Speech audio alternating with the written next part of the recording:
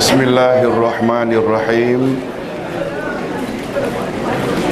Alhamdulillah wassalatu wassalam ala Rasulillahi amma ba'd. Hadirin dan hadirat rahimakumullah. Assalamualaikum warahmatullahi wabarakatuh. Alhamdulillah, kita bersyukur dapat meneruskan lagi majlis ilmu kita dengan tafsir Al-Quranul Karim, surah Ali Imran ayat 15 hingga 19. Sila buka muka surat 125. Seperti biasa, sebelum kita terjemah dan tafsirkan, marilah kita baca dulu bersama. A'udzu billahi minasy syaithanir rajim.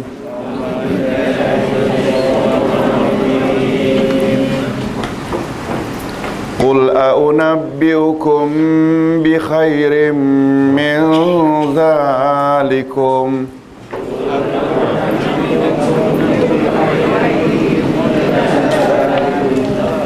lilladzina attaqaw 'inda rabbihim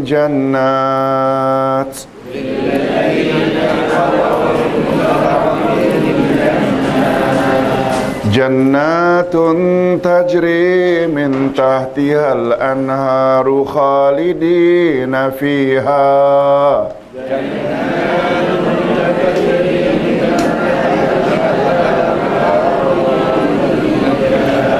wa azwajum mutahharatun wa ridwanum minallah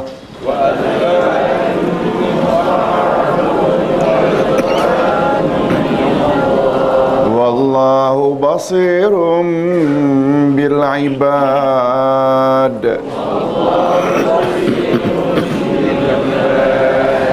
Alladzina yaquluna rabbana innana amanna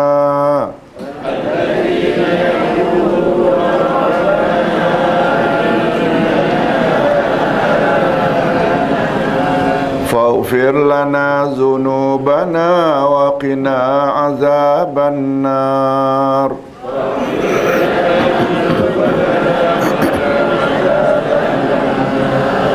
الصابرين والصادقين والقانتين والمنفقين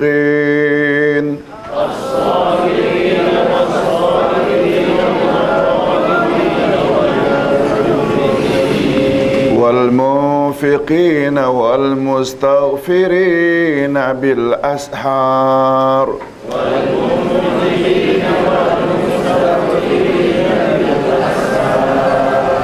Syahidallahu annahu la ilaha illahu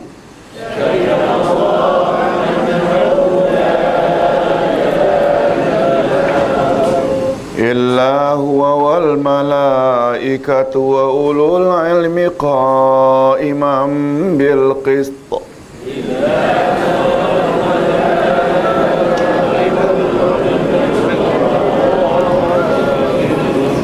La ilaha illa huwal azizul hakim.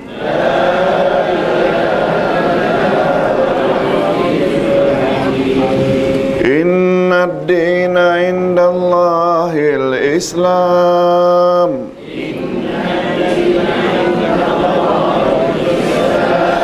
وما اختلف الذين أوتوا الكتاب إلا من بعد ما جاءهم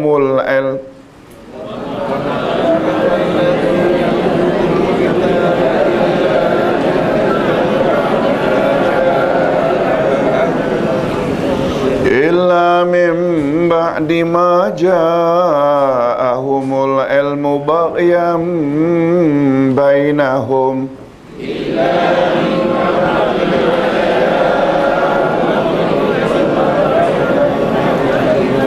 ومن يكفر بآيات الله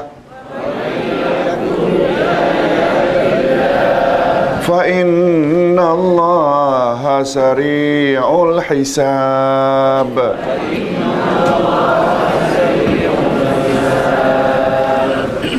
Terjemahan ayat.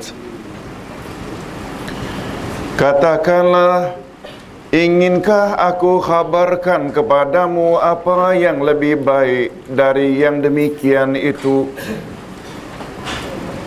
Untuk orang-orang yang bertakwa kepada Allah, pada sisi Tuhan mereka ada syurga yang mengalir di bawahnya sungai-sungai. Mereka kekal di dalamnya, dan mereka dikurniakan istri-istri yang disucikan serta keredaan Allah, dan Allah Maha melihat akan hamba-hambanya. Yaitu orang-orang yang berdoa, ya Tuhan kami, sesungguhnya kami telah beriman, maka ampunilah segala dosa kami dan peliharalah kami dari siksa neraka. Yaitu orang-orang yang sabar, yang benar, yang tetap taat, yang menafkahkan hartanya di jalan Allah, dan yang memohon ampun di waktu sahur. Allah menyatakan bahwasanya tidak ada Tuhan yang berhak disembah melainkan Dia, yang menegakkan keadilan. Para malaikat dan orang-orang berilmu juga menyatakan yang demikian itu. Tidak ada Tuhan yang berhak disembah melainkan Dia, yang maha perkasa lagi maha bijaksana. Sesungguhnya agama yang diridai di sisi Allah hanyalah Islam. Tiada berselisih orang-orang yang diberi Alkitab kecuali sesudah datang pengetahuan kepada mereka, karena kedengkian yang ada di antara mereka. Barang siapa yang kafir terhadap ayat-ayat Allah, maka sesungguhnya Allah sangat cepat hisabnya. Melalui terjemahan ayat tadi, sedikit sebanyak kita ada dapat gambaran apa kandungan ayat. Cuma sebagaimana yang kita telah sebut, melalui terjemahan saja pemahaman kita belum sempurna lagi, kecuali melalui tafsiran. Nah, ini tafsirnya.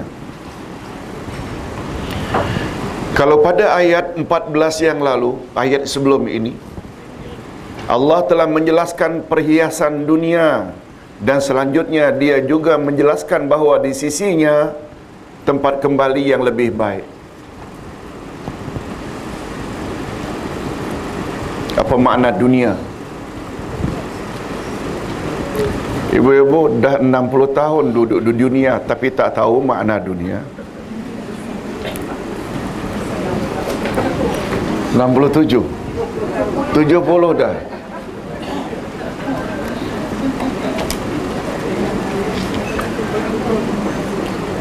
Dunia maknanya dekat.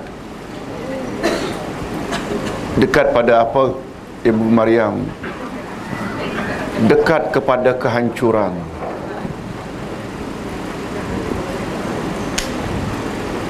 Pernah dengar tak sabda Nabi? Riwayat Imam Bukhari. Allah turun ke langit dunia pada setiap sepertiga akhir malam. Langit maknanya atas, dunia maknanya bawah atau rendah. Maknanya langit yang paling dekat dengan bumi, itu maknanya sama'ud dunia. Allah turun ke langit dunia, as-sama'ud dunia. Sama atas atau langit, dunia yang paling hampir, paling bawah, yang paling dekat, paling bawah dari atas tapi paling dekat dari bumi. Itu sebabnya kata Nabi, maaf, istilah orang Arab, tolong ikuti, sumiyatid dunia, bukan sumiaton, bukan sumiyati. Ya, Kak Sumiatun baru masuk ya. Sumiyatid dunya ad-dunya lidunuwiha ilal halak. Dunia dinamakan dunia karena dunia maknanya hampir dengan binasa. Setuju tak kita bahawa dunia hari ini sudah sangat dekat dengan kiamat?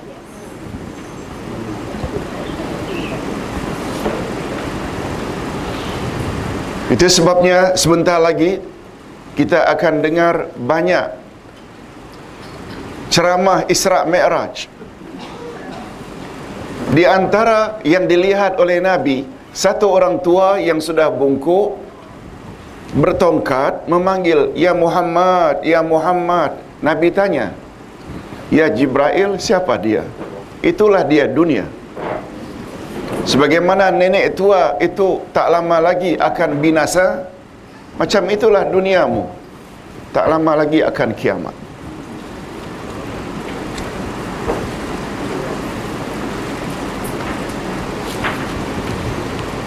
Apalagi menurut akhbar Metro, menurut saintis di Amerika, perjalanan matahari sekarang ini melebihi dari biasa.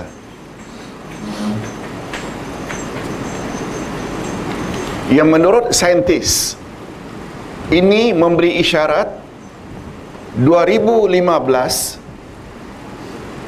matahari akan terbit dari sebelah barat.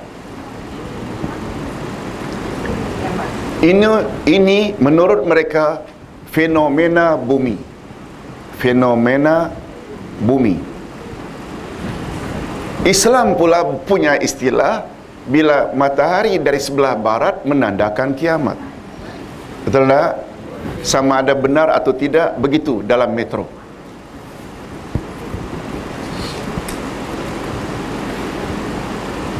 Nah, kalaulah dunia maknanya hampir atau dekat atau bawah, apa maknanya?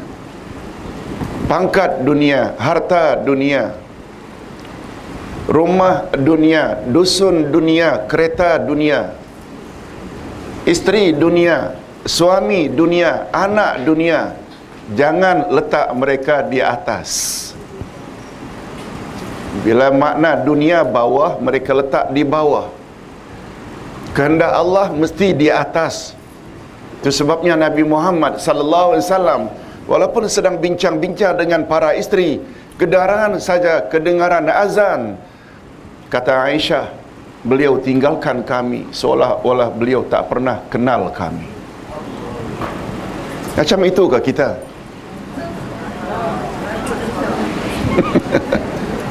Betul tak? Isteri dunia, rumah dunia, panggilan Allah. Baik. Ini yang Ustaz sebut tadi di Masjid Al-Mustaqim dekat Bandar Tun Razak. Sebab Ustaz 20 tahun sudah tak datang surau itu. Jumpa lama-lama dah putih-putih semua janggut. Okey. Dunia jangan letak di atas sebab makna dunia bawah. Betul tak? Kalau meletakkan sesuatu tidak pada tempatnya, namanya zalim. Okey, hadirin dan hadirat rahimakumullah. Kalau pada ayat 14 yang lalu Allah menjelaskan perhiasan dunia, dan selanjutnya dia juga menjelaskan bahawa di sisinya Allah tempat kembali yang lebih baik, maka pada ayat berikutnya Allah memerintahkan Nabi Muhammad sallallahu alaihi wasallam agar menjelaskan kepada manusia apa yang dimaksudkan tempat kembali yang baik itu, agar menjadi mereka terdorong untuk mendapatkannya. Nah, sekarang kata Allah, betul tak? Kalau dunia itu adalah bawah, betul tak? Kata Allah adalah paling tinggi. Sami'na wa ata'na. Lalu Allah suruh Nabi Muhammad menyampaikan pada umat manusia.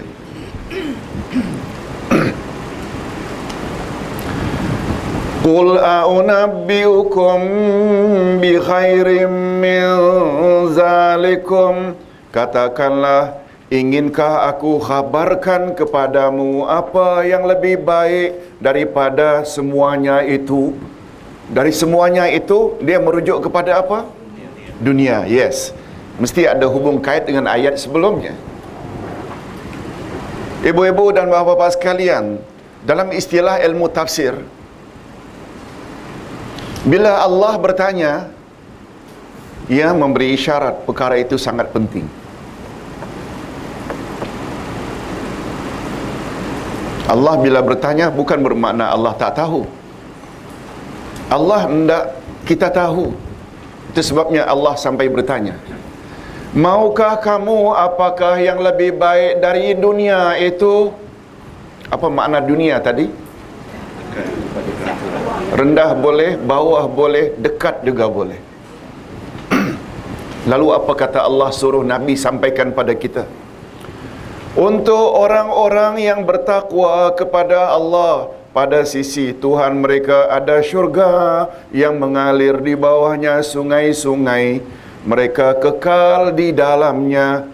Dan mereka dikurniakan pasangan-pasangan yang disucikan serta keredaan Allah. Dan Allah Maha melihat akan hamba-hambanya.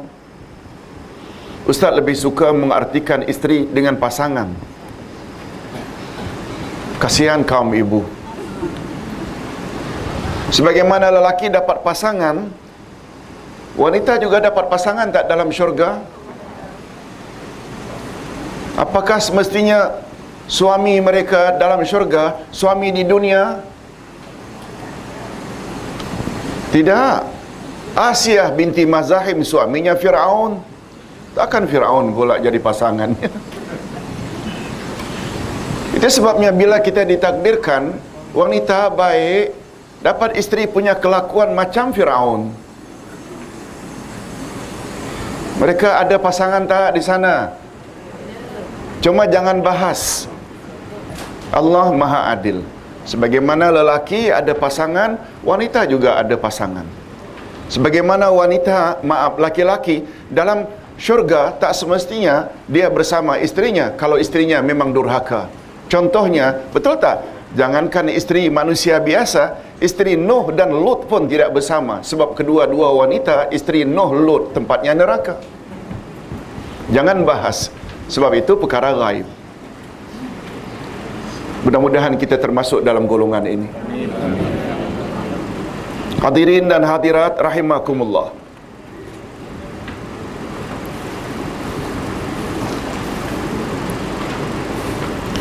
Dan mereka dikurniakan pasangan-pasangan yang disucikan serta keredaan Allah. Nah, bukan saja pasangan iaitu nikmat dalam syurga, tapi juga keredaan Allah.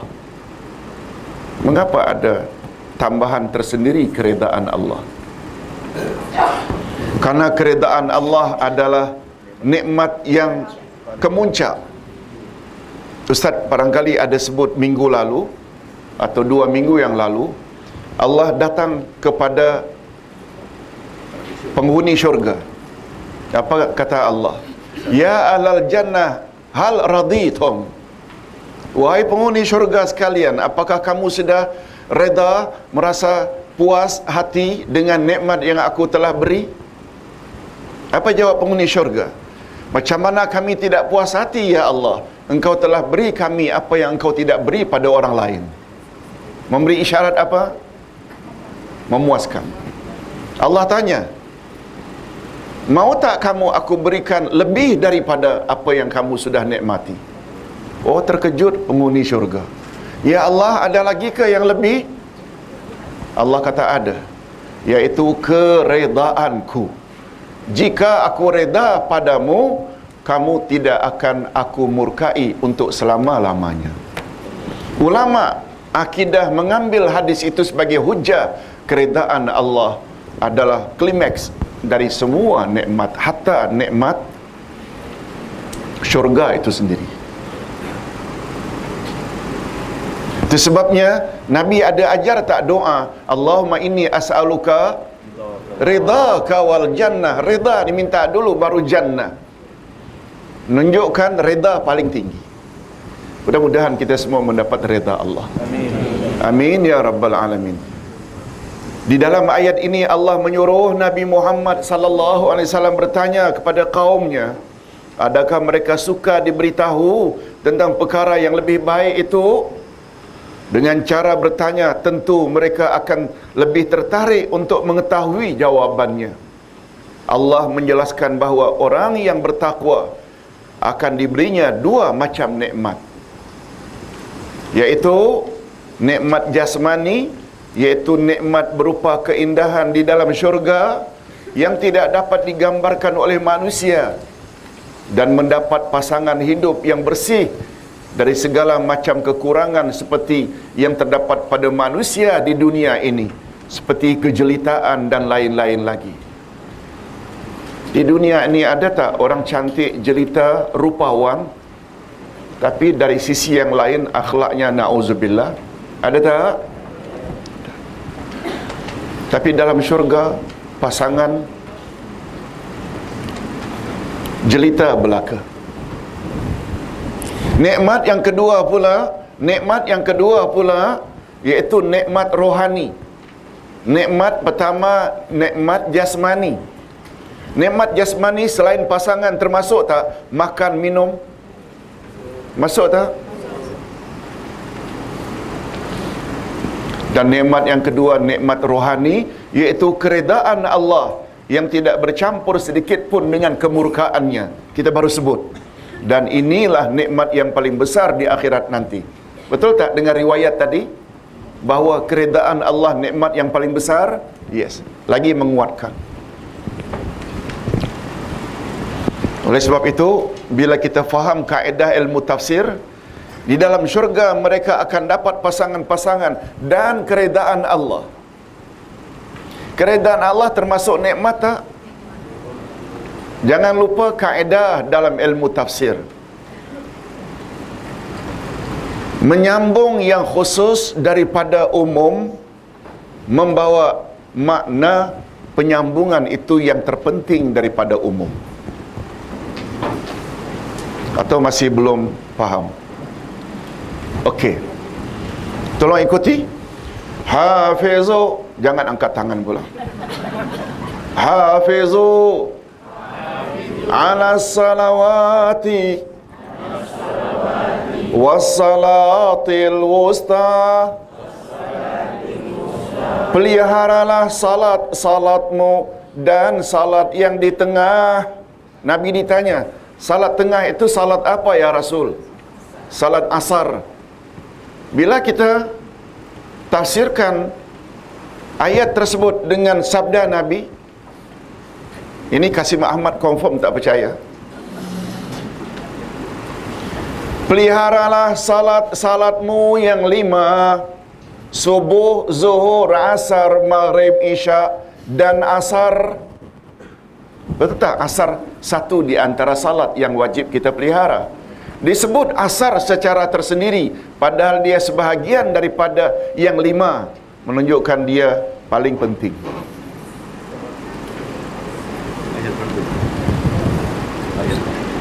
Tak pasti Ustaz. Al-Baqarah rasanya. Begitu Pak. Itu sebabnya Nabi pernah lihat ada orang yang salat asar dekat maghrib. Apa kata Nabi? Tilka salatul munafiq. Itu salatnya orang munafik. Nabi tidak sebut begitu terhadap salat-salat yang lain. Itu sebabnya ibu-ibu bila ada kelas jam 3 petang, keluar jam 4.30, jangan merayo-rayo dulu ke Tesco, ke Giant, dekat-dekat maghrib baru balik buat salat asar. Itu namanya munafik. Nak memahami makna tadi, selain di dalam syurga mereka dapat pasangan dan nikmat-nikmat, mereka juga akan dapat redha Allah. Redha Allah termasuk nikmat tak? Disebut secara tersendiri. Kemudian secara khusus redha Allah bermakna nikmat yang kemuncak dari semua nikmat adalah redha Allah. Okey, kita teruskan. Jadi di dalam syurga ada berapa jenis nikmat? 2. iaitu nikmat jasmani dan nikmat rohani. Di sini bezanya kita dengan ahli kitab. Apa bezanya? Kafir kan terbagi dua, ahli kitab dan musyrikin. Musyrikin penyembah berhala, tak percaya adanya hari akhirat. Ahli kitab percaya tak? Sama tak dengan kita? Sama. Tapi ada beza tak? Apa bezanya? Ahli kitab Yahudi dan Nasrani juga percaya dah kiamat akan bangkit, ada syurga dan neraka. Cuma menurut mereka yang bangkit hanya roh saja tanpa jasad. Ahlus sunnah wal jamaah yakin yang bangkit bukan hanya rohani tapi juga jasmani.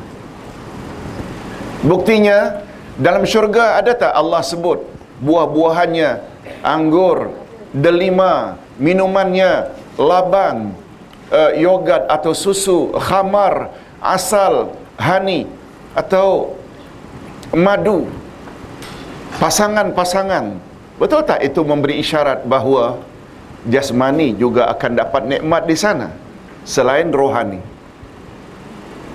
Apalagi Allah sebut pada ayat 65 Yasin, kami tutup mulut-mulut mereka dan yang akan bercakap dengan kami tangan mereka dan yang akan menjadi saksi kaki mereka. Mulut, tangan dan kaki. Betul tak semua itu adalah sifat bagi jasmani?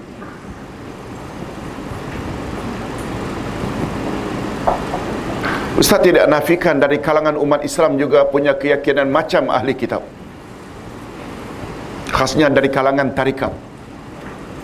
Ustaz pernah jumpa di Shah Alam satu orang pengamal tarikat lebih kurang tahun 95 yang lalu.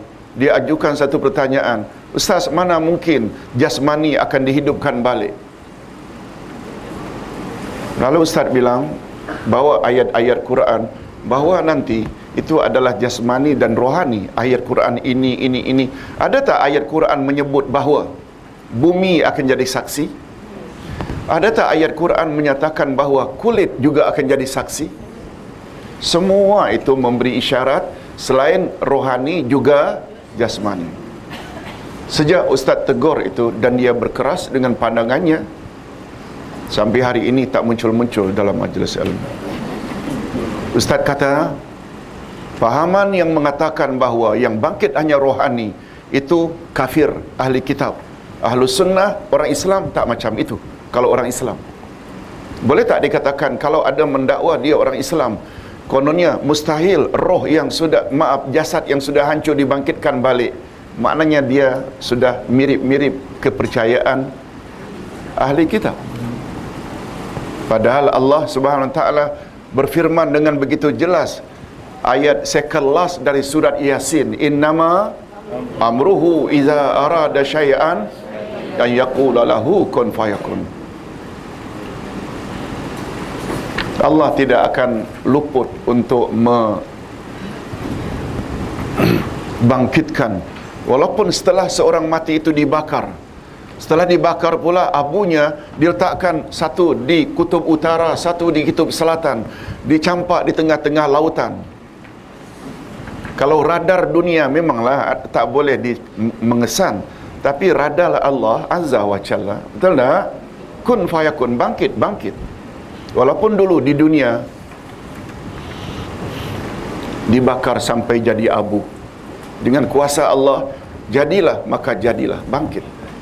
Okey, hadirin dan hadirat rahimakumullah. Pada ayat berikutnya apa kata Allah? Menyebut tentang sifat-sifat orang yang bertakwa yang layak mendapat pasangan hidup di dalam syurga dan keredaan Allah. Rupanya mereka senantiasa berdoa dengan doa ini. Tolong ikuti. Allazina yaquluna rabbana Rabbana innana amanna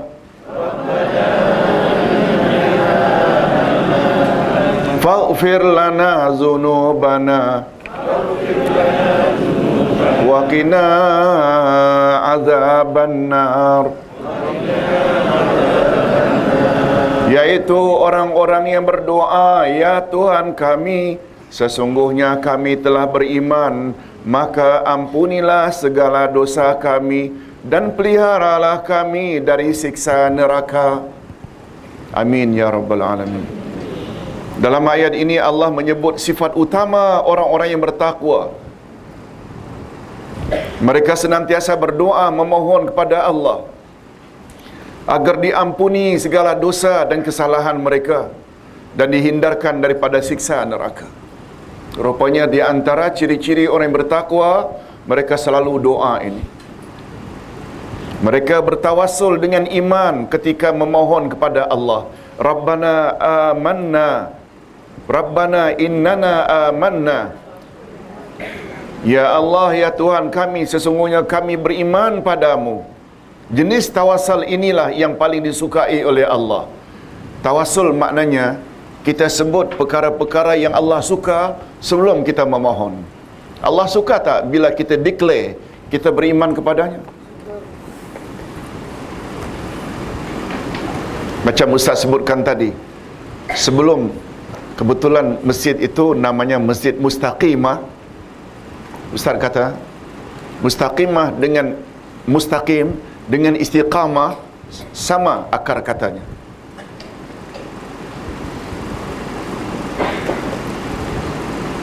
Allah berfirman, sesungguhnya orang yang berkata Tuhan kami adalah Allah, kemudian mereka istiqamah.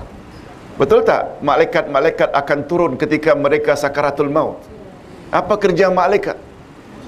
Membisikkan beberapa bisikan, jangan takut, jangan sedih, bergembiralah wahai fulan, sebab syurga sedang menunggu kamu. Ada tak kata-kata kami beriman dahulu, baru istiqamah? Istiqamah maknanya konsisten dalam beragama. Suruhan dibuat, larangan dijauhi. Dan kalau terlanjur pun yang kita buat kurang sempurna atau maksiat pernah terlanjur, segera minta ampun pada Allah. Dia lebih kurang makna ayat ini.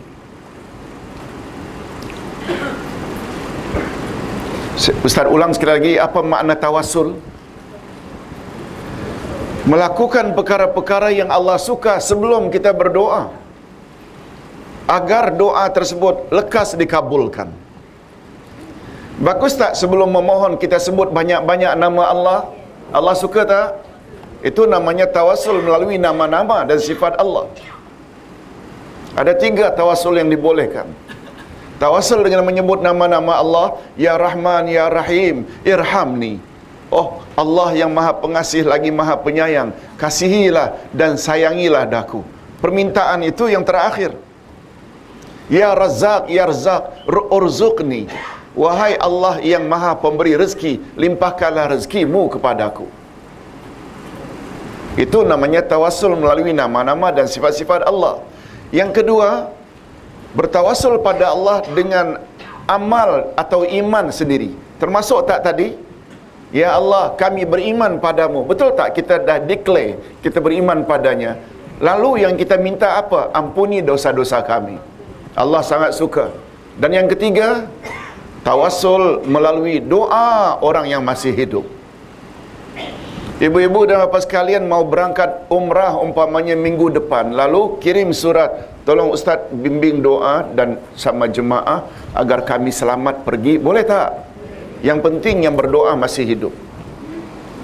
Ini memberi makna menyebut nama-nama orang-orang yang sudah mati sebelum berdoa, boleh tak? Tak boleh.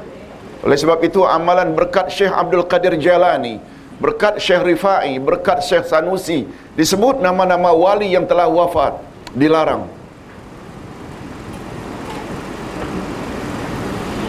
Hadirin dan hadirat rahimakumullah. Dan ulama salaf sepakat bahawa yang dimaksudkan dengan iman ialah meliputi i'tiqad, ucapan dan perbuatan. Oleh itu kita sangat digalakkan agar berdoa seperti doa berikut. Tolong ikuti. Rabbana innana amanna bima anzalta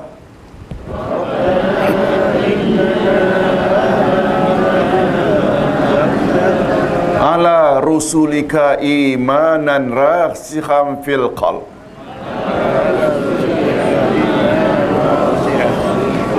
muhaiminan ala kulli a'malina fastur zunubana bi'afwik wadfa' anna azaban nar innaka antal ghafurur rahim. Ya Tuhan kami, sesungguhnya kami beriman dengan apa yang telah Engkau turunkan kepada Rasul-Rasul-Mu dengan keimanan yang mendalam sampai ke lubuk hati yang dibuktikan oleh semua amalan kami. Oleh itu tutupkanlah semua dosa kami dengan kemaafan-Mu dan hindarkanlah kami dari siksaan neraka. Sesungguhnya Engkau Maha Pengampun lagi Maha Penyayang. Amin.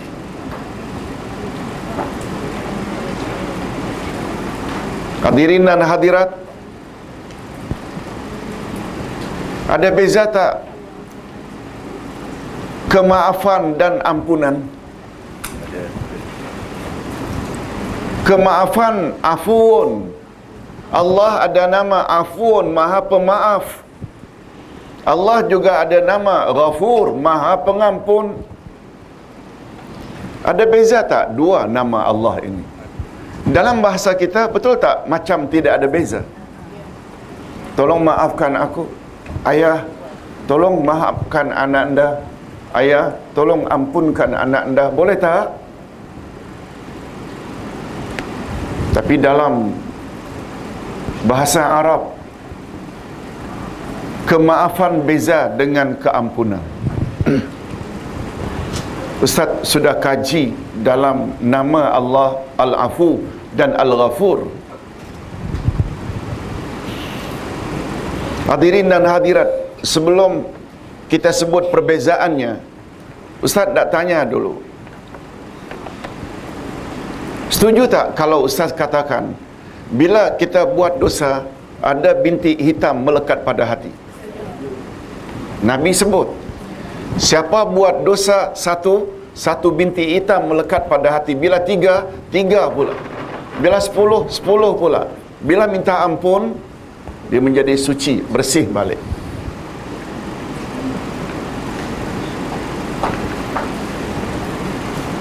Oleh sebab itu, hitam-hitam yang mula melekat di hati kita, perlu tak kita minta supaya Allah buang dan kikis?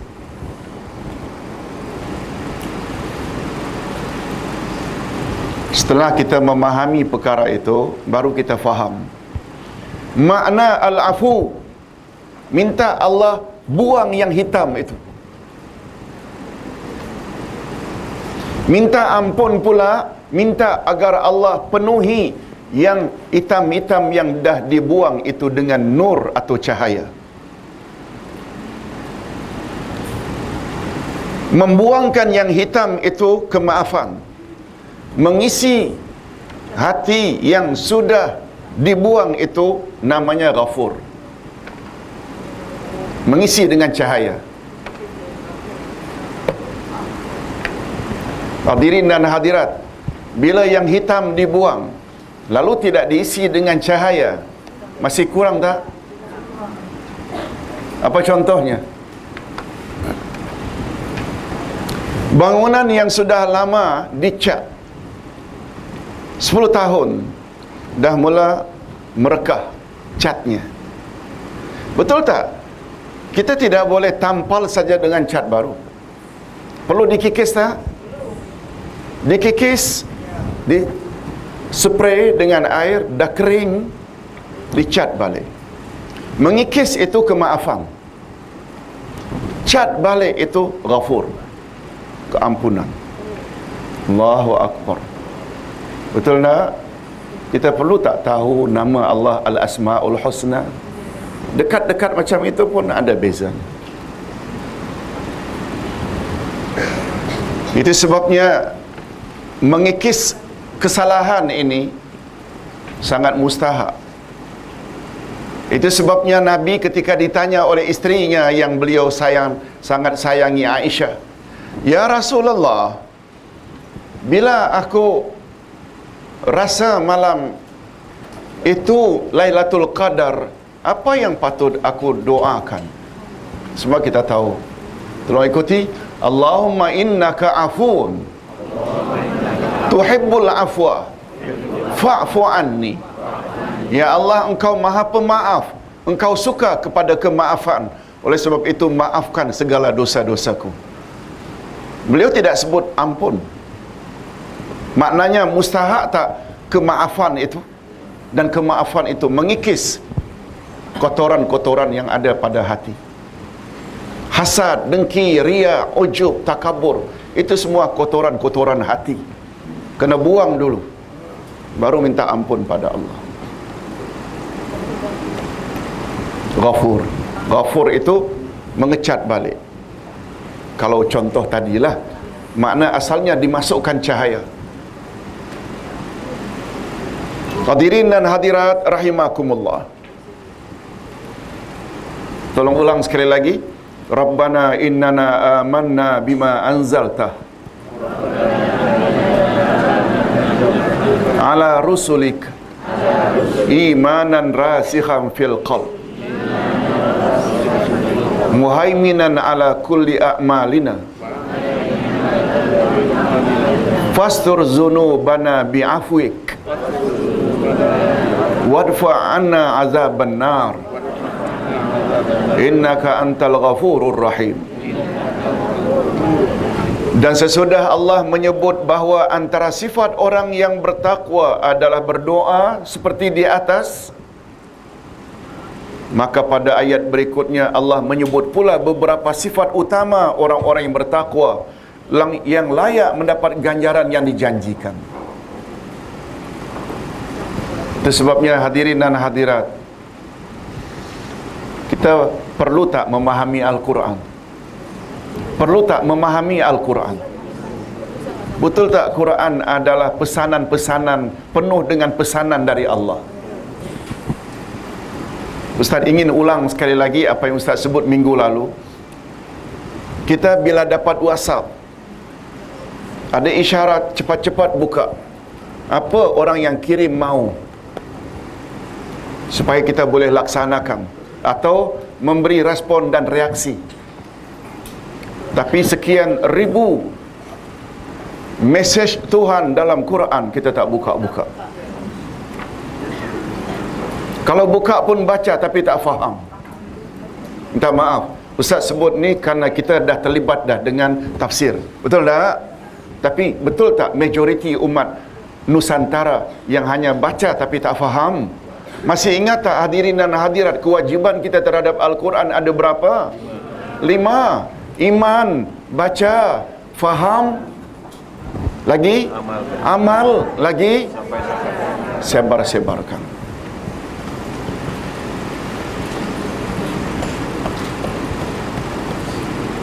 Cuba dengar apa kata Allah. Selain doa macam itu, mereka orang yang bertakwa yang layak dapat ganjaran itu mesti ada sifat-sifat ini. Kalau doa saja tidak memiliki sifat ini, masih tak layak. As-sabirina was-sadiqina wal-qanitina wal-munfiqina wal-mustaghfirina bil ashar. Yaitu orang-orang yang sabar, yang benar, yang tetap taat, yang menafkahkan hartanya pada jalan Allah dan memohon ampun pada waktu sahur. Bapa-bapa dan ibu-ibu,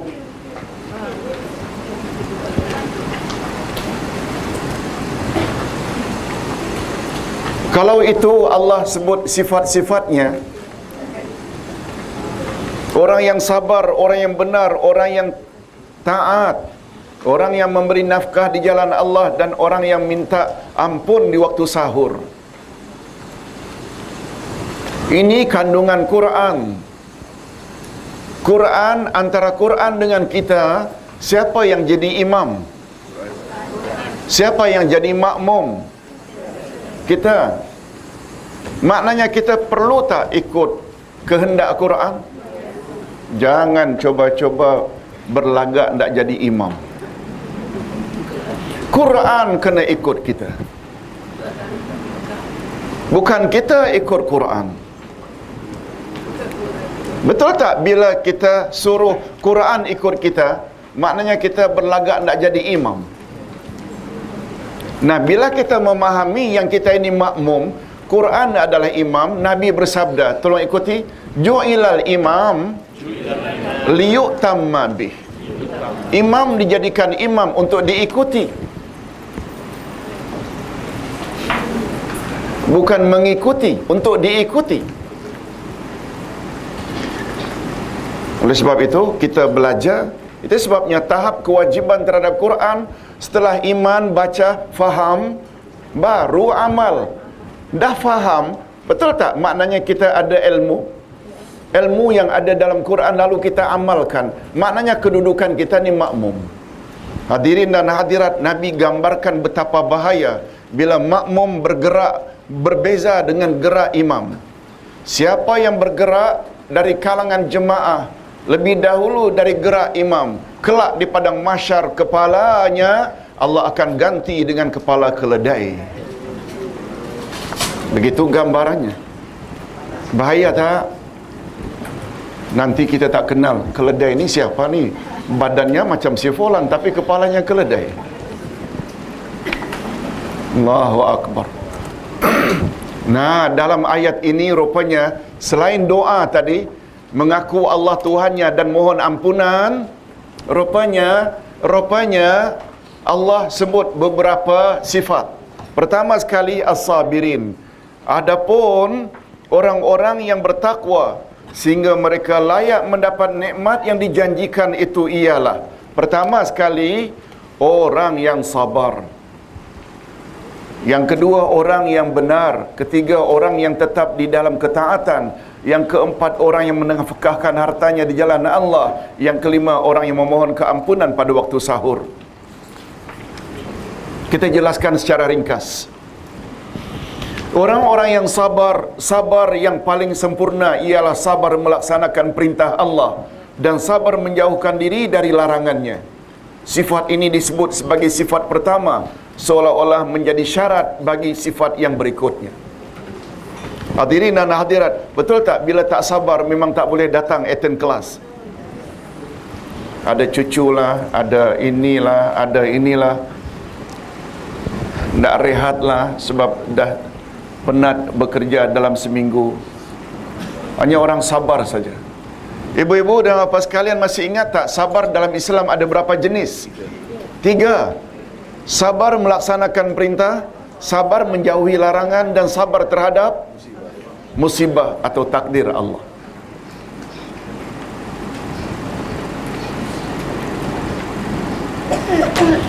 Dan kalau Ustaz boleh hubung kaitkan betapa sabar ini tinggi sifatnya atau tinggi martabatnya. Setelah dihisap penghuni syurga masuk syurga, penghuni neraka masuk neraka, Allah suruh malaikat supaya masuk syurga dari semua pintu. Untuk apa? Untuk apa? Ucap tahniah. Dan apa bunyi tahniah malaikat? Assalamualaikum ke? Kan? Tolong ikuti. Salamun alaikum bima sabartum. Selamat sejahtera untukmu sekalian, wahai penghuni syurga, berkat kesabaranmu di dunia dulu. Setiap Ahad ikut kelas di Kelab Sultan Sulaiman. Antara lain.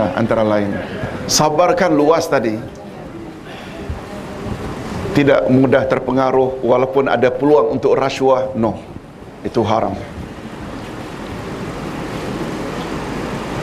Itu sebabnya ketika turun ayat bi asyrati amsalihha, umat Muhammad bila buat amal baik diberi ganjaran 10. Apa kata Nabi? Ya Rab, zid li ummati, tolong tambah lagi, jangan setakat 10. turun akhirnya ayat 262 dari surat Al-Baqarah yang kita sebut dengan ayat multi level. Siapa yang bersedekah di jalan Allah, niscaya akan tumbuhlah dari satu benih menjadi 7 cabang. Setiap cabang pula ada berapa biji? 100 biji. Setiap satu dari 100 cabang 7 lagi. Ketika turun ayat ini, Nabi tambah lagi, ya Rab zid li ummati, tolong tambah lagi, jangan setakat multi level. Allah turun surat Al-Hasyr ayat 10. Tolong ikuti. Innama yuwaffas sabirun ajrahum bighairi hisab. Sesungguhnya Allah akan beri ganjaran pada orang-orang yang sabar tanpa hisab. Unlimited, tidak ada limitnya. Betul tak? Maknanya sabar ini kemunca. Yes. 261. Ya, bukan 262 tapi 261. 262 kalau tak salah ayat yang paling panjang dalam Quran, iaitu ayat tentang muamalat. Okey. Nah, sudah sabar, apa lagi sifat yang perlu ada? Orang yang benar, mereka benar dalam iman, benar dalam ucapan, benar dalam sikap mereka, benar dalam segala-galanya. Lawan benar adalah dusta. Hadirin dan hadirat, betulkan persepsi ya. Anggapan banyak orang kita, bila disebut benar itu, dia berkaitan dengan ucapan sahaja. Dalam bahasa Arab, as-sidqu bukan hanya dalam ucapan. Dalam segala-galanya mesti benar. Termasuk tak benar dalam perbuatan.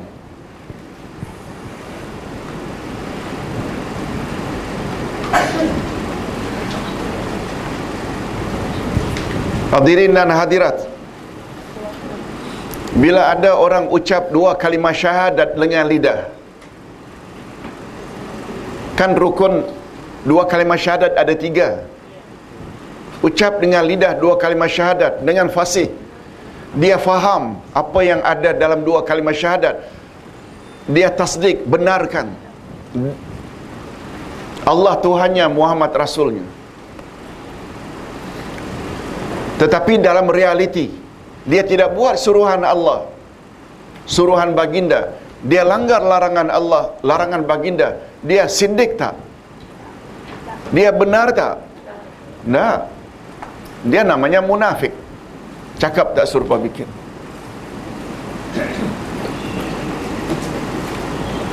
Itu sebabnya para ulama banyak buat perumpamaan, buat contoh tentang benar, kata Nabi, membawa kepada kebaikan, kebaikan membawa kepada syurga.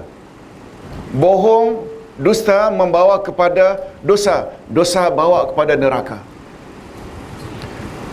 Cakap benar senantiasa membawa kebaikan. Mau Ustaz bawa cerita sedikit?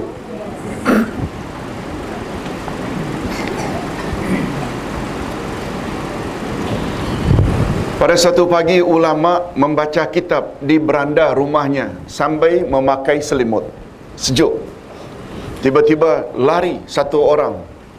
Orang alim, tolong lindungi saya, tolong selamatkan saya. Ada orang bawa parang panjang mau bunuh saya. Kata orang alim, tenang, baring saja di depan saya.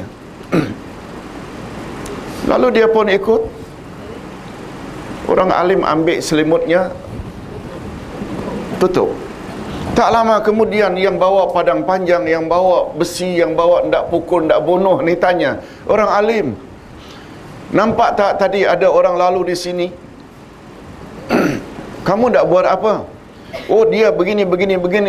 Tahu tak Tuan Arim di mana dia? Tu.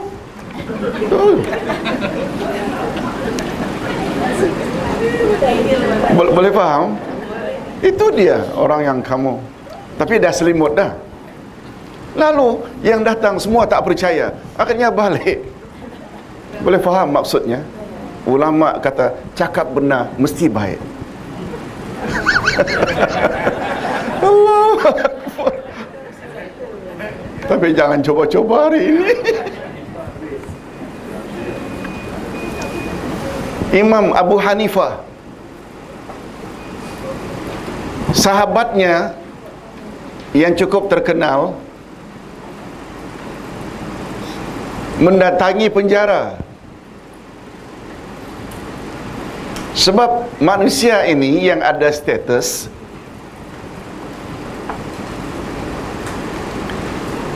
datang pada khalifah, katakan, "Wahai khalifah, mengapa tuan penjarakan si fulan?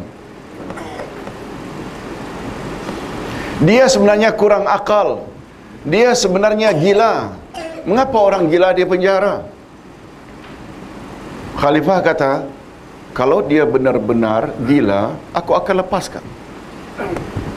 Lalu orang ini datangi penjara, lalu berpakat pada yang sedang dipenjara.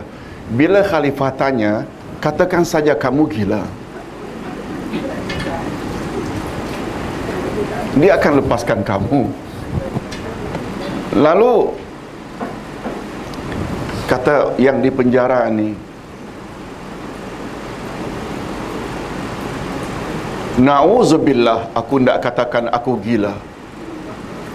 Akal yang Allah berikan padaku nikmat yang paling utama. Tak, aku tidak akan katakan aku gila. Bermakna aku tak syukur nikmat." Akhirnya khalifah tanya, "Betul tak kamu gila?" "Tak, saya tak gila. Walaupun Tuan kata bila saya mengaku gila, Tuan akan lepaskan. Saya tidak akan mengaku gila." Akhirnya khalifah ambil keputusan, karena dia bercakap benar, dia dilepaskan. Lain kali kalau di penjara cakap macam itu. Semua ini ulama nak menguatkan kata-kata Nabi. Cakap benar mesti membawa kebaikan. Kebaikan akan membawa ke syurga. Dusta membawa dosa. Dosa akan membawa ke neraka. Ini dia. Dah sabar, benar. Benar dalam ucapan, benar dalam tindakan. Yang apalagi hadirin dan hadirat, bila Ustaz dah sebutkan Siddiq ini, cakap benar ini, dia kedudukannya dalam kacamata Islam adalah betul-betul di bawah derajat Nabi. Masih ingat tak tentang definisi siratal mustaqim? Tunjuki kami jalan yang lurus. Kan makna jalan lurus, jalan yang telah dilalui oleh orang-orang yang telah mendapat nikmat. Betul tak ayat itu ditafsirkan lagi? Orang-orang yang telah dapat nikmat itu ialah nabi-nabi, siddiq-siddiq, syuhada dan salihin. Betul tak? As-siddiqin itu terletak setelah nabiyin. Itu sebabnya bagi kita yang berpahaman Ahlus Sunnah wal Jamaah, kedudukan Abu Bakar betul tak paling tinggi? Ini berbeza dengan pandangan Syiah.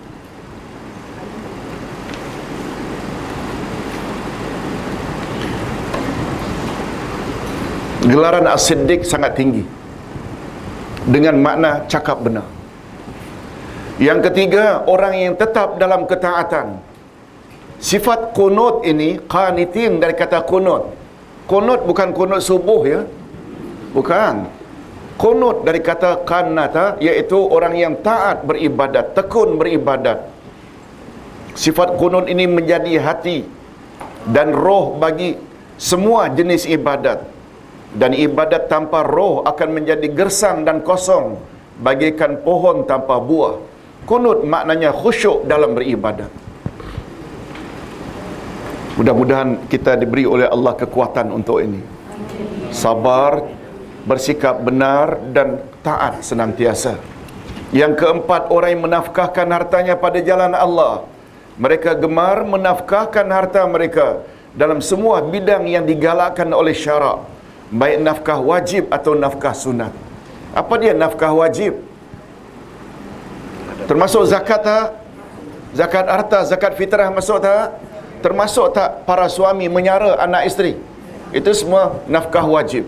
Sedangkan sedekah-sedekah untuk membantu fakir miskin, Orang-orang yang berhajat itu namanya sedekah sunat. Jadi tak kira sedekah itu, apalagi Nabi Muhammad sallallahu alaihi wasallam pernah bersabda, tolong ikuti, as-sadaqatu burhanun. Sedekah adalah bukti. Apa makna sedekah adalah bukti? Bukti orang tersebut ada apa? Iman. Sebab bila ada duit RM100, kita keluarkan RM5, menurut kacamata orang-orang yang beriman, betul tak duitnya bertambah atau berkurang? Duit RM100 dikeluarkan RM5 untuk sedekah. Menurut kacamata orang beriman, bukan teropong buluh, bukan menurut teropong buluh, menurut teropong orang beriman, duitnya tinggal 95, berkurang ke atau bertambah? Bertambah. Cuma ganjaran yang berlipat ganda multi level tadi, dia tak nampak. Tapi dia nampak tak karena imannya. Sementara orang yang tak beriman, dia hanya melihat duitnya kurang. Itu maksudnya, kata Imam An-Nawawi, sedekah adalah bukti. Bukti orang itu ada iman. Okey, kita teruskan. Orang yang memohon keampunan pada waktu sahur, mereka melakukan tahajud pada akhir malam, iaitu waktu sahur, karena itulah waktu yang paling baik untuk berdoa. Ditambah pula pada waktu itulah jiwa manusia paling bersih dan hati mereka paling tenang tanpa diganggu oleh kesibukan duniawi.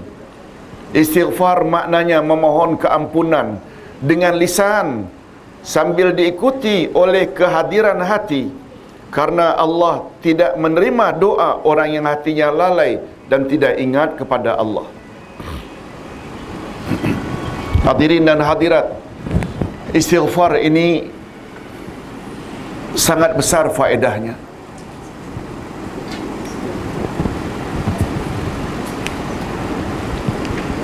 Nabi SAW pernah bersabda, musibah akan terhindar dari kamu selagi ada dua perkara. Masih ingat apa dia dua perkara?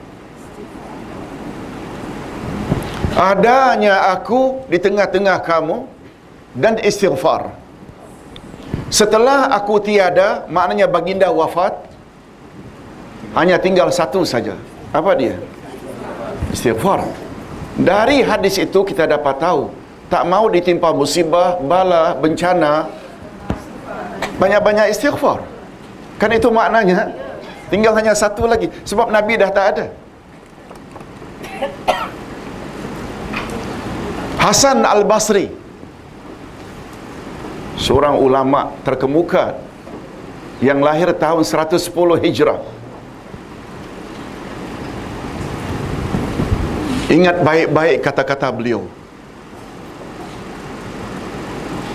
Ketika beliau didatangi oleh satu orang yang dah lama kahwin tidak dapat anak, apa yang patut saya buat, wahai orang alim, supaya dapat anak? Hasan Al-Basri jawab, istighfar.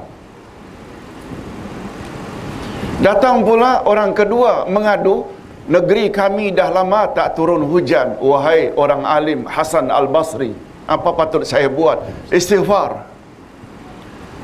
Datang ketiga tajir, businessman mengadu, bisnes saya merudum, wahai orang alim, apa patut saya buat? Istighfar. Kebun saya dah merudum hasilnya, apa satu saya patut buat? Istighfar. Rupanya Hasan Al-Basri bukan cakap suka-suka hati. Ayat 10 dari surat Nuh, ayat 10 dari surat Nuh menyebut,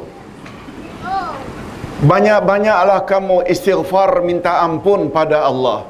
Sebab bila kamu minta ampun pada Allah, Allah akan beri kamu rezeki. Allah akan turunkan dari langit hujan yang lebat. Allah akan beri kamu zuriat. Dan Allah akan beri kamu kebun yang subur. Sesuai tak? Mengapa Hasan Al-Basri boleh cakap begitu? Karena beliau suka buka WhatsApp Allah. Kita tak buka-buka. Macam mana nak tahu? Boleh faham WhatsApp Allah? Mesej Allah semua ada dalam Quran. Ya Fadlullah, ayah beliau Hasan Basri namanya. Beliaulah dari semua ini yang paling perlu ingat ini. Namanya sama. Allahu Akbar. Ustaz masih ingat Hasan Al-Basri.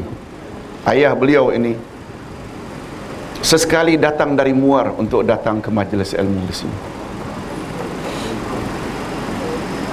Hadirin dan hadirat rahimakumullah. Kata Nabi, ingin terhindar dari malapetaka musibah ada dua. Pertama, adanya aku, dan yang kedua adanya istighfar. Setelah aku tiada, wahai umat, yang tinggal hanya satu saja, iaitu, boleh tak dengan kata lain, istighfar sangat banyak faedahnya. Istighfar maknanya minta ampun pada Allah. Lihat tu, syarat pertama untuk jadi orang bertakwa tadi, betul tak? Mereka mengatakan, ya oh Tuhan, sesungguhnya kami beriman padamu, oleh sebab itu ampunlah kami. Lebih-lebih lagi minta ampun itu dilakukan pada timing yang paling mustajab. Bila? Waktu sahur. Hadirin dan hadirat, sahur bukan makan ya. Dia nama makan ke nama timing? Bila timingnya? Sepertiga pertama atau kedua atau ketiga malam? Ketiga atau sepertiga akhir. Kayanya bahasa Arab, malam dibagi tiga. Sama dengan English. Dari 7 hingga 4 jam berikutnya namanya masaan, evening. Bukan petang menurut Melayu yang bila maghrib berakhir. Betul tak evening sampai jam 10? Betul tak? 10 hingga 3 atau 2 namanya nisful lail, midnight. Betul, exactly. Dia punya middle, pertengahan malam. Nisfu, setengah. Lail, malam. Dan sepertiga akhir, jam 3 hingga azan subuh, namanya sahur. Ustaz tak tahu Englishnya apa? Okey, Ustaz. Kalau tak tahu, Dawn. Oh, Ustaz Dawn.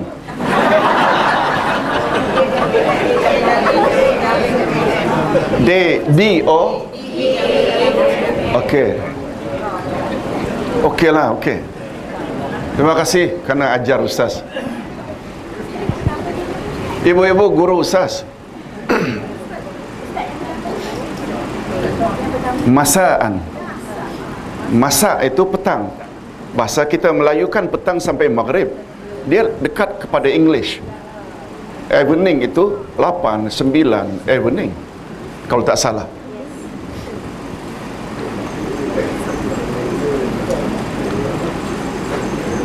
D-A-W-N. Oh, bukan down ya, itu D-O. Okey. Apa dia punya bacaannya? Dawn juga ke? Dawn. Okey, okey. Thank you very much.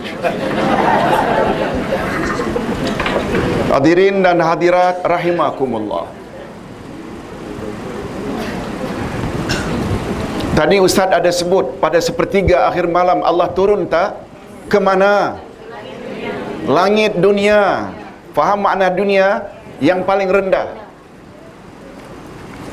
Lalu Allah berfirman, tak ada seorang pun ketika ini memohon hajat padaku kecuali aku kabulkan hajatnya. Tak seorang pun memohon ampun kepadaku kecuali aku ampunkan dosa-dosanya. Kita boleh minta ampun pada semua saat, tapi bila sepertiga akhir malam, itu yang special. Hadirin dan hadirat rahimakumullah. Kita teruskan setelah Allah menerangkan, setelah Allah Subhanahu wa taala menerangkan ganjaran bagi orang yang bertakwa dan seterusnya menjelaskan sifat orang-orang yang layak dan berhak menerima ganjaran yang dijanjikannya, maka berikut ini Allah menjelaskan pula asas-asas iman. Syahidallahu annahu la ilaha illa huwa wal malaikatu wa ulul ilmi qa'iman bil qist. La ilaha illa huwal azizul hakim. Allah menyatakan bahwasanya tiada ada Tuhan yang berhak disembah melainkan Dia yang menegakkan keadilan. Para malaikat dan orang-orang berilmu juga menyatakan yang demikian itu. Tidak ada Tuhan yang berhak disembah melainkan Dia yang maha perkasa lagi maha bijaksana. Ayat ini diturunkan ialah ketika Rasulullah sallallahu alaihi wasallam baru saja muncul di Madinah. Maknanya ayat ini Makki atau Madani? Madaniyah. Maka datanglah dua orang pendeta Nasrani dari Syam.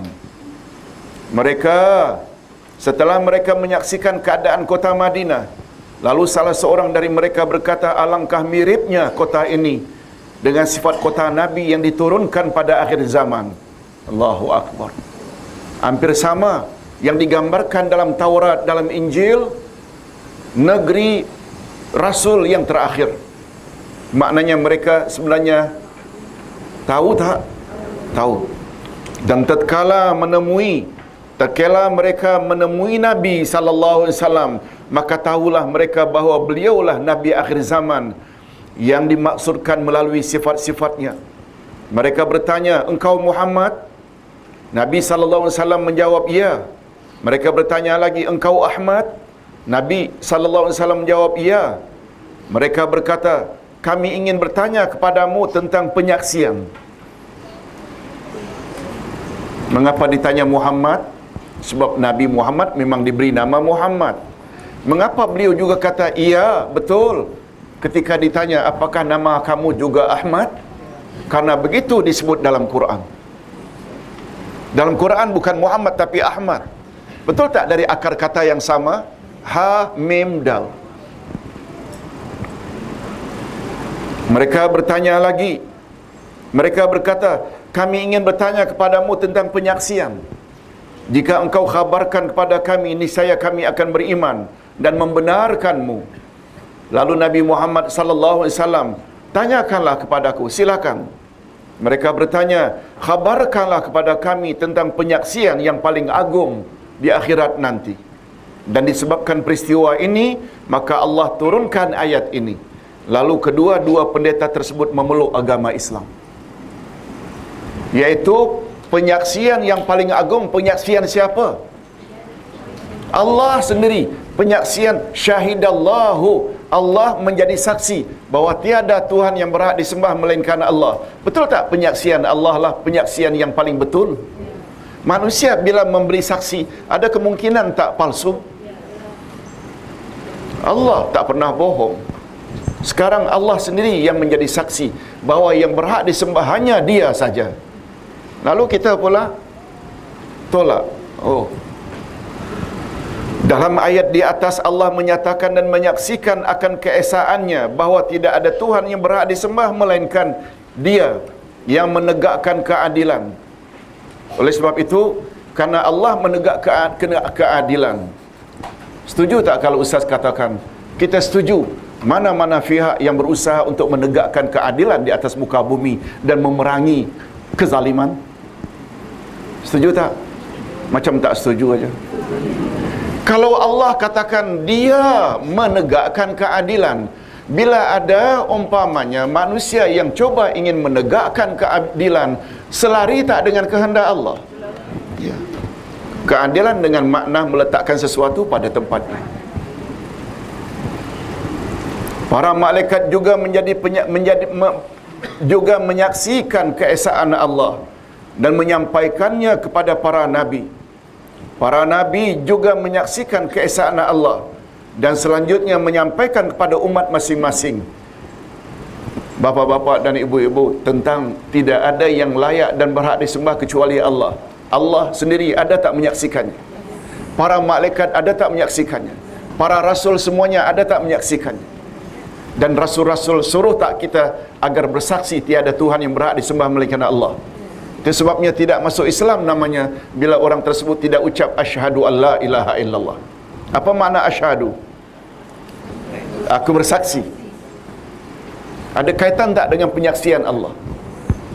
Demikian juga para ahli ilmu atau para ulama turut menyatakan keesaan Allah dan menjelaskannya dengan bukti dan alasan ilmiah. Ayat ini menunjukkan martabat ulama sangat tinggi karena mereka disejajarkan dengan para malaikat yang mulia sebab sama-sama menyaksikan keesaan Allah dalam segala hal. Oleh sebab itu, mana-mana ulama yang mengajar ada unsur-unsur syirik itu bukan ulama dan tak layak dikatakan ulama. Sebab ulama mesti mengutamakan akidah. Betul tak? Mentauhidkan Allah. Adapun yang dimaksudkan yang menegakkan keadilan dalam ayat di atas ialah menegakkan keseimbangan dalam i'tiqad. Karena tauhid yang murni mestilah tidak dicampuri dengan keingkaran dan kesyirikan. Demikian juga di dalam ibadat, akhlak dan semua perbuatan, iaitu menegakkan keseimbangan antara rohani dan jasmani. Allah menyuruh kita melakukan ibadah untuk mensucikan rohani, dan Allah juga menyuruh kita agar makan makanan yang baik untuk memelihara jasmani. Kita perlu tak membuat keseimbangan? Perlu tak? Kita bukan malaikat.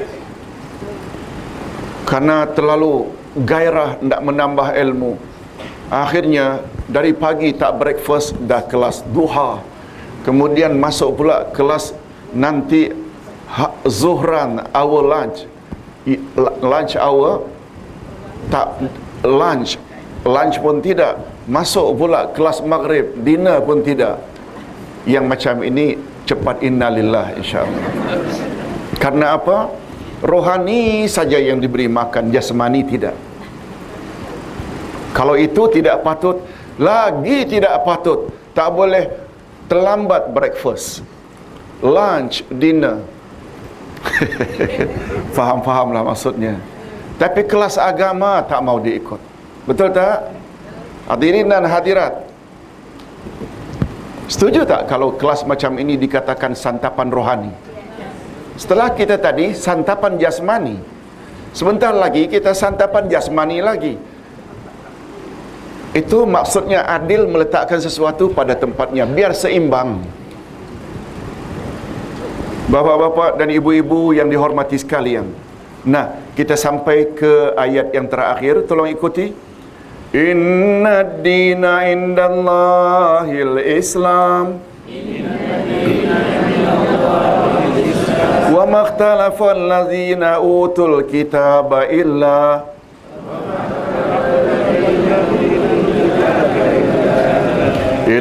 min ba'di ma ja'ahumul ilmu baghyan bainahum.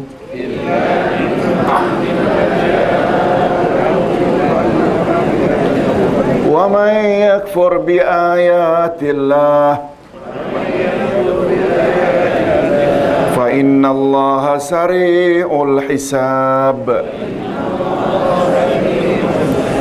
Sesungguhnya agama yang diredai di sisi Allah hanyalah Islam. Kita berdoa mudah-mudahan keislaman kita berkekalan hingga akhir hayat. Amin ya rabbal alamin. Tiada berselisih orang yang diberikan Alkitab kecuali sesudah datang pengetahuan kepada mereka karena kedengkian yang ada antara mereka. Sesiapa yang mengingkari ayat-ayat Allah, maka sesungguhnya Allah sangat cepat hisabnya. Allah menegaskan dalam ayat ini bahawa satu-satunya agama yang Allah redai hanya agama Islam, iaitu agama Tauhid, agama yang mengesahkan Allah. Semua agama yang dibawa oleh para Rasul adalah satu, iaitu Islam, iaitu berserah diri kepada Allah yang Maha Esa serta menjunjung tinggi segala perintahnya sebagaimana yang dibawa oleh Rasul masing-masing. Walaupun pada syariatnya terdapat sedikit perbezaan yang tidak asasi, sedangkan perselisihan yang melanda umat manusia adalah berpunca daripada sifat dengki dalam kalangan pemimpin setelah datang pada mereka kebenaran.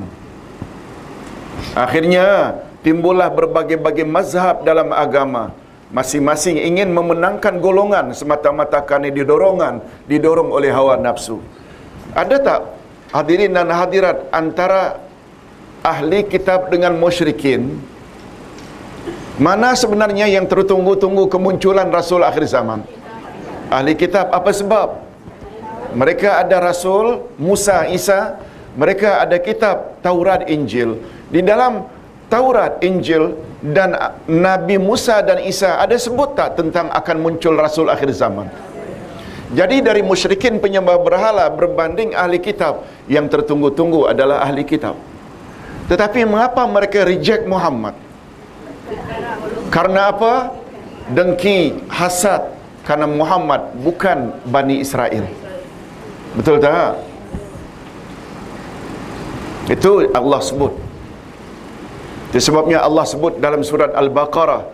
Tolong ikuti. Wala takunu awwala kafirin bih. Wahai ahli kitab, jangan kamu jadi orang pertama yang menolak Muhammad. Ada istilah jangan jadi orang pertama. Betul tak? Itu satu larangan yang sangat keras. Jangan kamu tolak Muhammad. Satu. Jangan kamu jadi orang pertama tolak Muhammad. Mana yang lebih keras? Yang pertama atau yang kedua? Jangan tolak Muhammad. Jangan jadi orang pertama tolak Muhammad. Yang kedua, sebab mereka lah orang pertama yang patut terima Muhammad. Betul tak? Boleh Ustaz teruskan sedikit? Karena orang Lembah Kelang, KL dan Selangor terdedah dengan majlis ilmu yang tidak ada di dusun-dusun. Wahai orang ahli Kelang, jangan jadi orang pertama menolak kebenaran Quran dan Sunnah. Jangan marah. Dia ilmu itu membuat orang terima kebenaran. Betul tak? Ilmu sebenarnya. Orang-orang dusun-dusun Felda, mereka barangkali ada kemaafan karena tidak banyak pendakwah-pendakwah yang berkaliber sampai ke sana. Betul tak? Kita di Kuala Lumpur, Lembah Kelang, boleh tak ikut kelas sampai 3 kali? Boleh. Jangan sampai tak breakfast. Tapi boleh, karena banyaknya.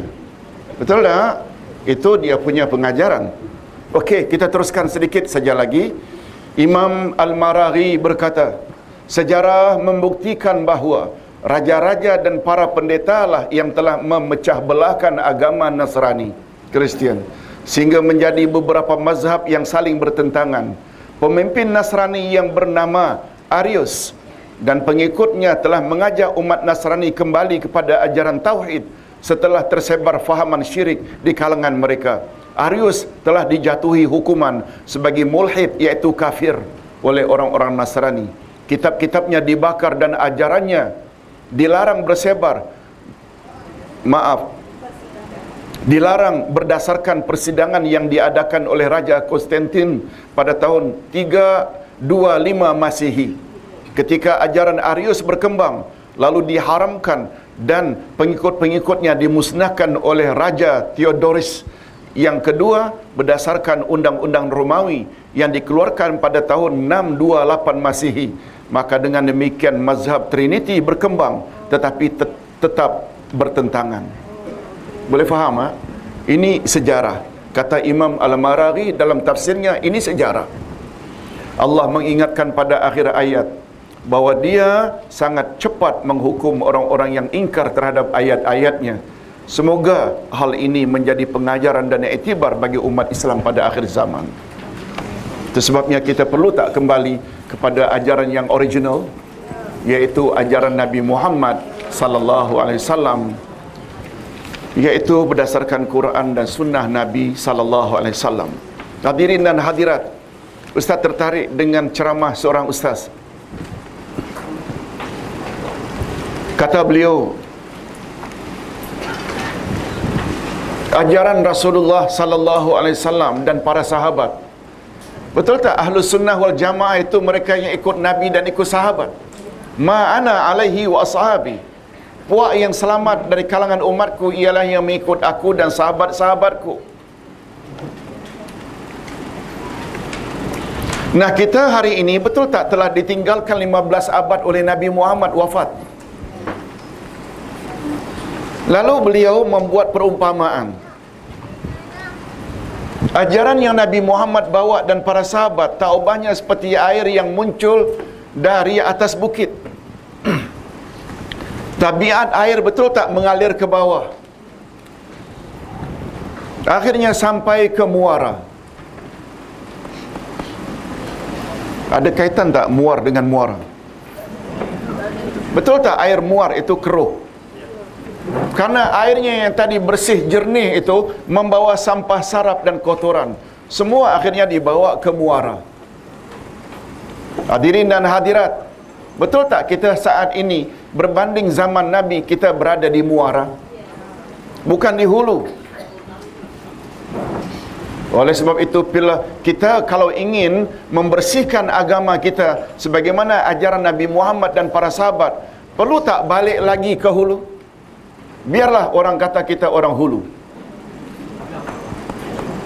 Tapi hulu dengan makna ini berpandukan Quran dan sunnah Nabi sallallahu alaihi wasallam. Setuju tak kalau ustaz katakan bahawa Islam yang sampai ke Nusantara, ada yang mengatakan datang dari Gujarat, India. Betul tak? Sebelum sampai ke Nusantara telah bercampur dengan mistik dari agama Hindu. Ada pula yang mengatakan dari utara, iaitu Cina. Ada tak unsur Cinanya? Oleh sebab itu, bila kita tidak kembali kepada yang asal Quran dan Sunnah, Islam jadi bercampur. Betul tak? Tak usah jauh, 30 tahun yang lalu, bila ada kenduri kendara, imam membaca doa, mesti ada kemenyan bara api di depannya. Dari mana datangnya? Hindu. Betul tak sampai hari ini bila ada perkahwinan tepung tawar, dari mana datang? Semua kepercayaan Hindu. Bila kita tidak bersihkan, kita berada di muar penuh dengan sampah keislaman kita. Bid'ah, khurafat, itu semua sampah-sampah yang perlu kita bersihkan. Ustaz sebut tadi sekali lagi di Masjid Al-Mustaqim, kita di Malaysia sedang dilanda oleh dua bahaya besar. Bahaya menyekutukan Allah dibawa oleh bomo, bahaya menafikan Nabi Muhammad sebagai teladan dibawa oleh Kasim Ahmad. Betul tak? Bila tidak dibasmi segera, betul tak bahaya untuk anak cucu di belakang hari? Ustaz kira cukup sampai di sini dulu. Di sini ada beberapa pertanyaan. Berdasarkan pada surah yang Ustaz baca tadi, Okey. kepentingan solat asar. Tapi dalam surah Al-Isra disebutkan yang solat subuh itu diperhatikan. Okey. Okey. Okey. Selasa ni pembicaraan Dr. Asli. Selasa ni? Okey, okey. Okey, okey. Hadirin dan hadirat, sebelum kita baca doa, ada satu pertanyaan. Ustaz tadi ada sebut, peliharalah salat-salatmu yang 5 dan salat asar. Sedangkan ada ayat Quran menyatakan akan keutamaan salat subuh. Al-Isra 78. Al-Isra ayat 78. Aqimis salata liduluki syamsi ila ghasaqil laili wa Qur'anal fajr. Inna Qur'anal fajri kana mashhuda. Merujuk kepada salat subuh. Ustaz tadi tak sebutkan bahawa Nabi pernah sebut. Satu riwayat mengatakan salat asar, satu riwayat mengatakan salat subuh. Dan ulama pula membahas mengapa dua timing itu, subuh dan asar, sangat perlu awal salatnya, jangan dilambatkan. Karena pada timing itu pergantian malaikat shift siang dan shift malam. Malaikat yang bertugas pada waktu malam, dia akan naik setelah subuh. Malaikat shift siang akan naik setelah asar. Semua mereka akan melaporkan apa yang manusia buat. Oleh sebab itu, bila tidur sampai jam 8, dia tak termasuk yang dilaporkan. Bila asar sampai maghrib main bola ke, main takraw ke, tak salat asar, dia tak termasuk yang dilaporkan salat asarnya. Begitu sajalah pandangan Ustaz. Tak nafikan subuh juga mustahab selain asar. Ada pengumuman sedikit. Kalau Ustaz dulu sudah selesai pembicaraan 6 tahun, akhirnya didapati tidak bersalah, Dr. Asri pula, beliau akan ada mahkamah nanti Selasa ini. Di manakah? Keramat. Di Keramat, ya. Untuk makluman saja, siapa yang mau ikut serta mungkin bolehlah kita semarakkan keadaan. Ustaz, ya kak? Waktu kelas Ustaz. Oh, kelas Ustaz seperti biasa. Ya, ya. Baik. Okey. Doa yang tertulis di muka surat 126 tadi itu apa sandarannya? Quran atau hadis? Tidak, itu pandangan ulama. Tapi bersesuaian tak dengan Quran dan Sunnah? Hadirin dan hadirat, macam Ustaz sebut tadi di Masjid Mustaqim, dalam ilmu balaghah, iaitu ilmu retorika bahasa Arab, kita boleh create satu doa yang bukan dari Quran, bukan dari Sunnah, tapi mirip-mirip. Dan doa yang kita create baru itu daripada Quran dan Sunnah yang kita sudah modified, boleh dibaca dalam sujud, sebab itu bukan Quran dan Sunnah. Ustaz buat contoh. Nabi bersabda, Allah berfirman, Innal ladzina qalu rabbunallah summa istaqamu. Sesungguhnya orang yang mengatakan Tuhan kami adalah Allah, kemudian mereka istiqamah. Ayat Quran tak? Okey. Nabi ketika ditanya, ya Rasulullah, tolong beritahu aku apa itu Islam, tapi dengan syarat bahasa yang pendek agar mudah tapi mencakupi. Kata Nabi, tolong ikuti, qul amantu billah summa istaqim. Katakan saja aku beriman pada Allah, kemudian istiqamah. Nabi ambil tak hadisnya itu dari ayat Quran?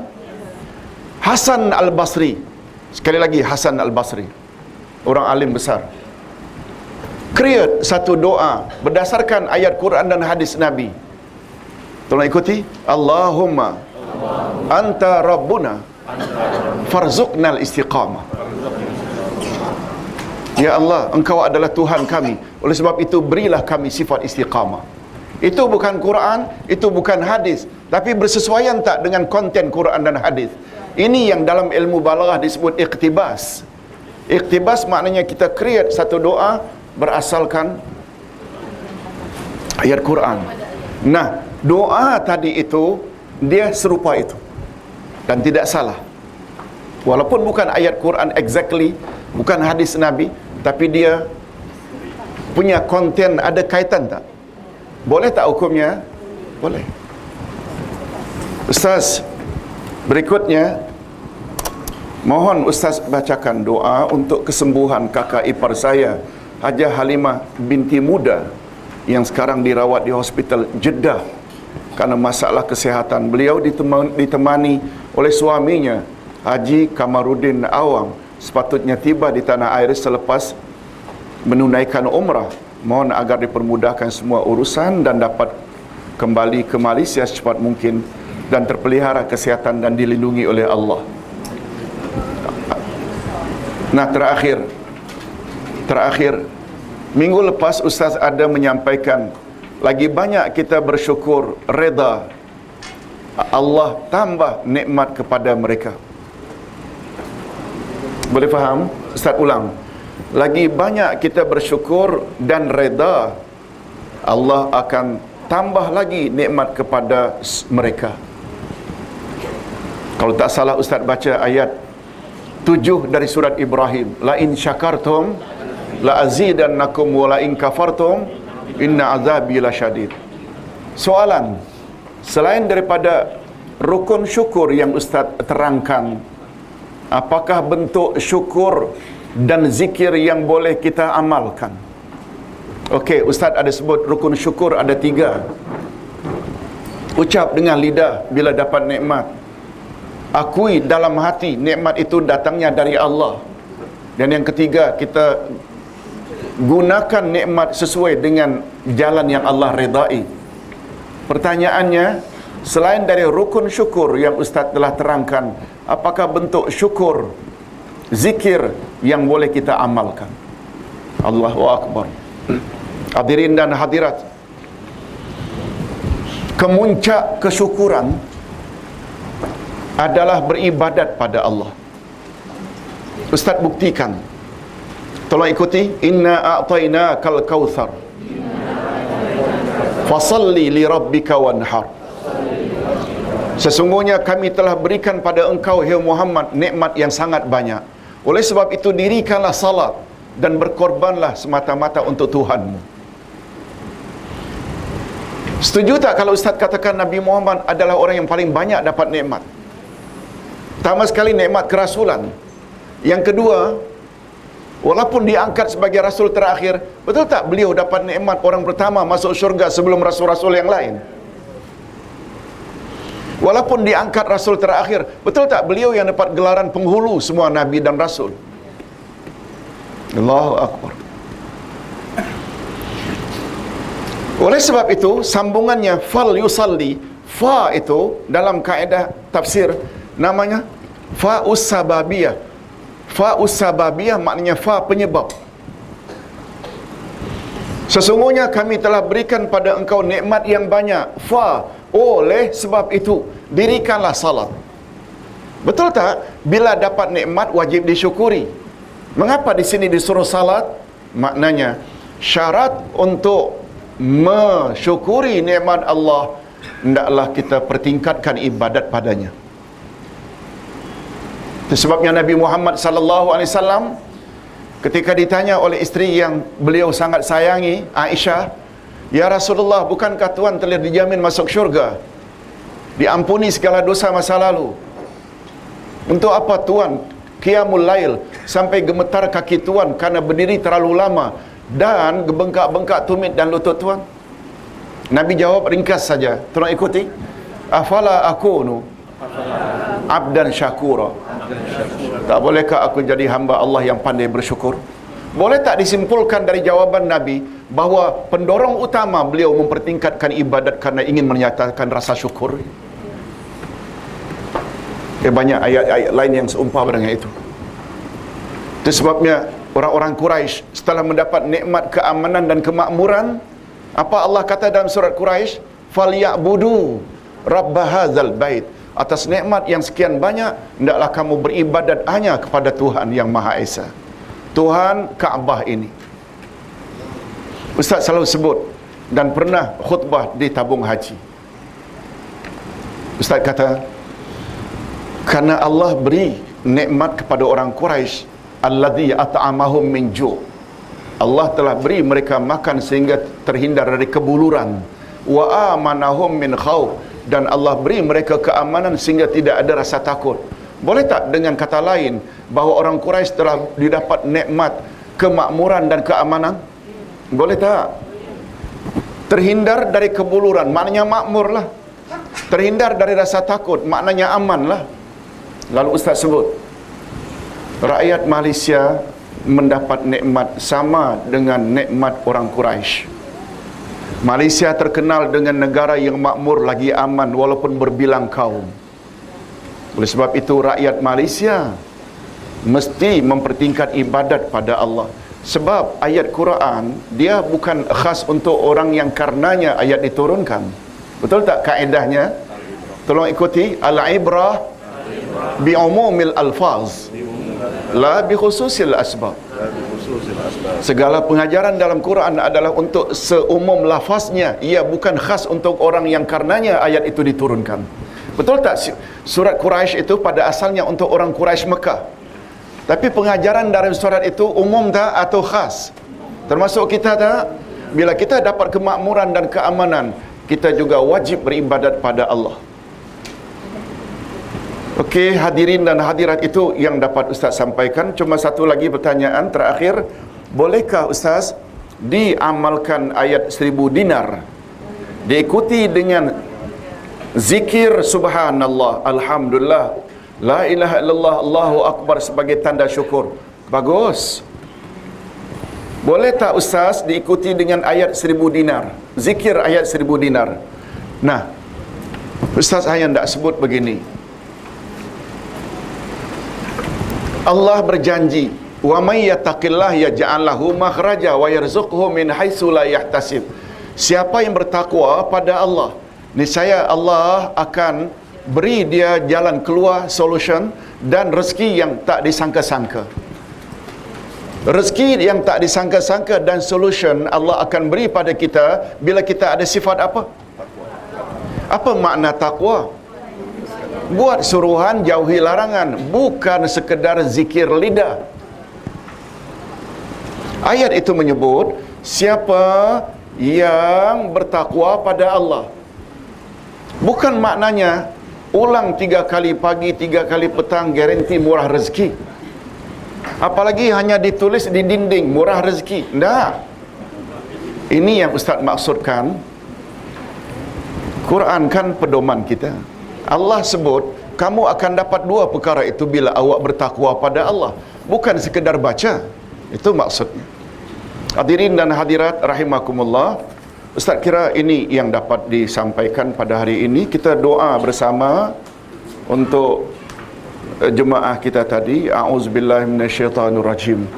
Bismillahirrahmanirrahim. Alhamdulillah rabbil alamin wassalatu wassalamu ala asyrafil anbiya'i wal mursalin wa ala alihi wa sahbihi ajma'in. Allahumma inna natawassalu ilaika bi asma'ikal husna wa sifatikal ula wa a'malana salihah min qira'atina al-ayatil qur'aniyah wa hudurina fi hadzal majlisil mubarak an tunzila alaina ar-rahmah wal barakah wal maghfirah wat taufiq was salamata wan najah wasyifaa'i an kulli da' anna jami'an wa anil hajjah Halimah binti Muda khasatan birahmatika ya arhamar rahimin.